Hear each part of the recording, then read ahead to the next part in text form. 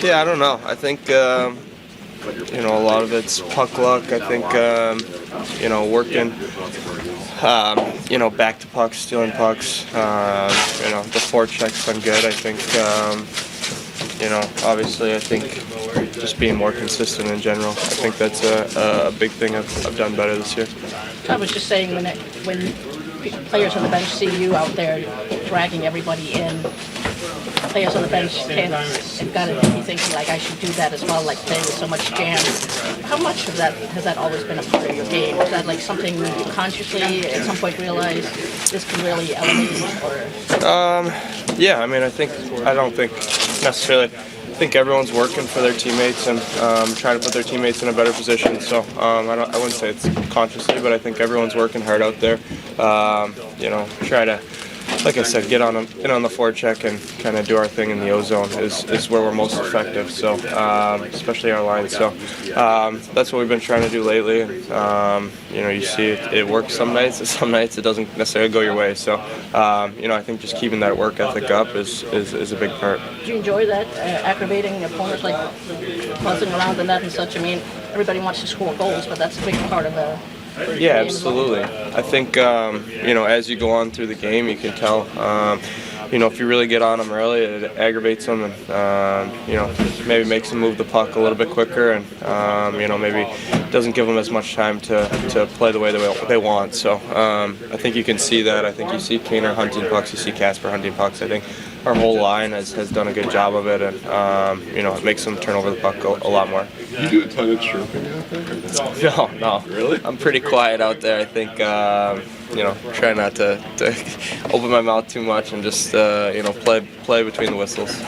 You're approaching the 600 game milestone tonight, and for you, just when you look back on your career, what do you attribute your success and your growth to? There's a lot. I think that's a loaded question. I think I think there's a lot of people who have helped me along the way. Going into Chicago, the leaders we had there really helped me, develop my game and learn how to be a leader and how to play the right way and do all the right things to be a pro. So I think a lot of them, obviously, a lot of people growing up have really helped me to this point. So, I don't know if I can go down the whole list. I don't know, but there's a lot of coaches too. I think I think even since Todd's been here, he's taught me a lot, and I think I've developed my game even further. You guys had a big win against Vegas the other day, but you got to keep it going right now in order to stay in the hunt, which things as stay as they are. But Todd says these are games every player should crave. Is that your sense around the room? The guys are really craving this moment right now? Yeah, absolutely. I think it's the most fun time of the year. Other than playoffs, I'd say, but this is basically playoffs for us. We need to, win every game, and if you feel that energy around the room, everyone's ready to play, and tonight's got to be another one of those where we come out strong and continue it all the way through the game. How do you weigh that balance between being too uptight about things and being free and thinking and free flowing? Yeah, I mean, I think we got to know we're going to make mistakes, and we're not going to shut out every team. I think that's not the expectation. I think you're going to make mistakes, but don't repeat them, and try to manage the game as much as possible. Todd, you follow up one big win. You got to keep the momentum rolling here. How do you bottle some of that and keep it rolling on the road? Well, as many of you pointed out or asked me, every game is going to be the big game, and we'll play a big game tonight, and then we'll get ready for another one. And these are games where players should just crave to be participating in them, excited about performing at the best level they can. That's not always going to be 100%, and then that should carry over the next night. If it doesn't go our way, then we should be able to recover from it. But we have some momentum coming out of that Vegas game the other night. We have some opportunity to reflect back on our last Washington game here and some of the things we did well and some of the things that we definitely need to improve on. And we'll focus on that. We'll play the game and try and make it go our way.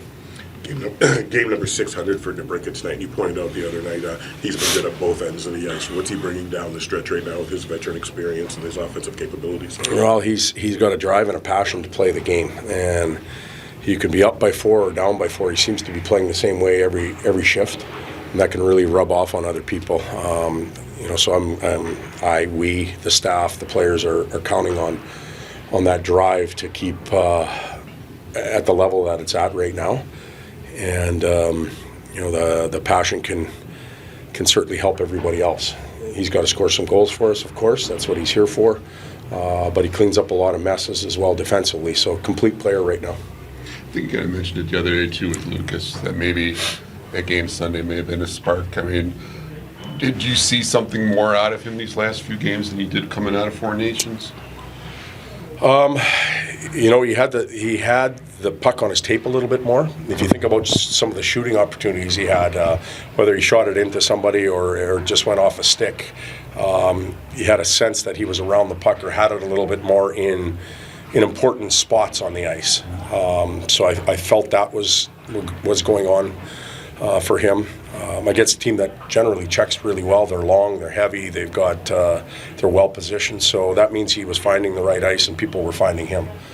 So that's a good sign. But for some of these players, starting with Larks all the way down, this is their time right now, and they're playing under pressure. There's nothing wrong with that at all. I'm talking about Razor and everybody else on the team, and that's a really good thing.